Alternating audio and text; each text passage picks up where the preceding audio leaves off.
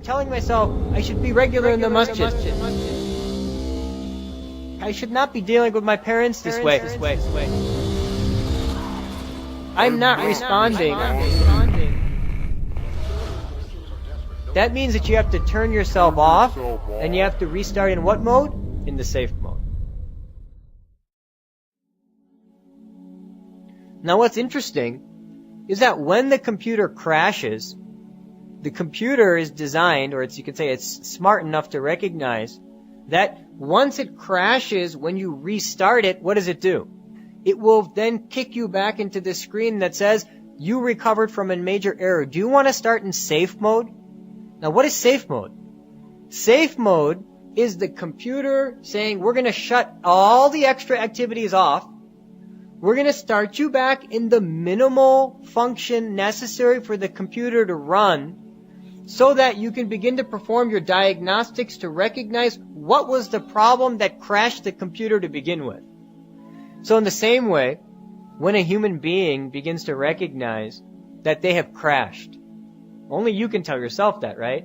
Then you start saying, I'm pressing this salah button, nothing's happening, right? It's not responding. I'm telling myself I should recite Quran, it's not responding. I'm telling myself I should be regular in the masjid. I should not be dealing with my parents this way. I'm not responding. That means that you have to turn yourself off and you have to restart in what mode? In the safe mode. And when is the safe mode? Safe mode is in Ramadan, right?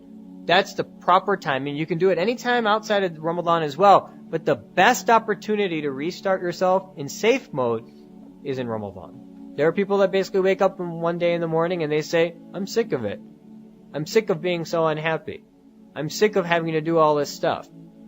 I'm not going to pray today. These are the thoughts of kufr. They're not far away in this day and age. They're common. They arise. And it's a sign. It's a sign of the danger and the dangerous times in which we live. That a human being could even think, I'm not going to pray this prayer today. Constantly eating Allah's mercy. Constantly sleeping with Allah's mercy. Constantly existing through Allah's mercy. And then somebody could actually stand up and say, well, I'm not going to pray this prayer today. I'm sick of it. But it happens. And it's not even happening. It's common. So we must take advantage of these times to run these diagnostics. And the guarantee is that if you actually run these diagnostics, you'll be absolutely back to normal. It's so easy. I mean, once these guys figure out, these computer guys, the hard thing with a computer is not actually fixing the problem. The hard thing is figuring out what the problem is. Once you know the memory's bad, you just take the chip and you just put a new memory in and it's done. The hard thing was figuring out what was it the memory that was bad? Is it the system that's bad? Is it this that's bad? Is it that's bad? So the diagnostic is the hard thing. Curing it is the easy thing. You just have to simply then say, Ya Allah, I've recognized this deficiency within me. Ya Allah, I am unable to cure this deficiency without your assistance. So Ya Allah, I ask that just as you made me recognize it, you also make me see its cure.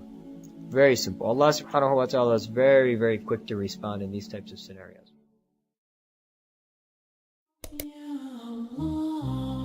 يا مالك الملك يا ذا الجلال والإكرام أنت المقسط أنت الجامع أنت الغني أنت الغني أنت المغني أنت المانع أنت